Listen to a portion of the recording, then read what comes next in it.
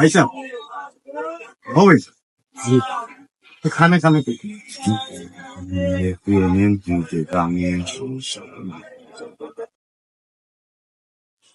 ও কথা খানে খানে খোয়া লাগেনি। কেন তো ভাই সাহেব সরম আর কিছু হচ্ছে না সোয়েবু বাচ্চা ভাই সাহেব এখন ওর কাছে নো বয়স আনলে ভালো ভাই সাহেব মোর অবস্থা খারাপ ও তো বাসাই দিবে লাগে আমার একটু ব্যবস্থা দিতে হয়েছে আপনার যে ওই যে 6টা সন্তান, এটা তো আল্লাহরও দান। আর এই যে 6জন আছে আপনার বাচ্চা, 6জনের রিজেক আল্লাহও দিবা, বুঝছেন নি? আর আপনি এই অভিশাপর বাগিদার এখানে হইতারে ভাই। ভাই সাহেব কিতা করতাম আমার তো বাচ্চাই নো ও চাই ঘুমাইবারও জায়গা নাই রে ভাই এখন নিকুঞ্জ যদি মানুষ করতে না পারি খাবাইয়া তো পালতাম না নি ভাই সাহেব আমার তো ইয়সিয়ত নাই ভাই সাহেব আমরা তো বুঝা গাঁর মানুষ বুঝা না এটা তো বুঝি কম বুঝছেন নি একটা তা দিলেও কার ইলা মিস্টেক হইতো না আরো পাপ করি নাই আপনি তো জন্ম নিয়ন্ত্রণ যে পদ্ধতি আছে এগুলা নিতে পারতাম। বাংলাদেশের আনাচে কানাচে সব জায়গায় বিভিন্ন এনজিও সংস্থা আছে, সরকারি ভাবেও আপনার এগুলা করে।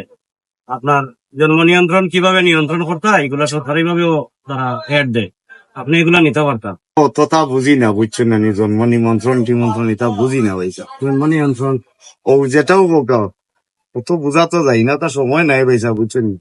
আর এখন গোটাই লাইছি বাইনুরো একটা অ্যাক্সিডেন্ট হয়ে গেছে রে ভাই ইলা অ্যাক্সিডেন্ট হয় না এই ধরনের মেডিসিন আমার কাছে নাই ভাই। নাই তো বেরা ভাই আমি তো নিছি আপনার এখান থেকে আর একদিন আমার ও এখানে ও ও বলে হয়তো বা নিয়ে- ও ভাই সাহেব গুতা দিল আমি বিপদগ্রস্ত হয়ে গেছি ভাই সাহেব কোনটা? ও যে এটা হইলো আপনার একজন গাইনি রেজিস্টার্ড ডাক্তার ছাড়া এগুলা আমরা প্রেসক্রিপশন, আপনি গাইনি ডাক্তার দেখাইলে প্রেসক্রিপশন লইয়া আইবা, তারপরে আমরা সেল দিব। এটা আপনার রেজিস্টার্ড ডাক্তার ছাড়া এগুলা বেচা আইনত দণ্ডনীয় অপরাধ, একটা জীবন ধ্বংস করা, এগুলা ভাই আমরা ফিরে নেব।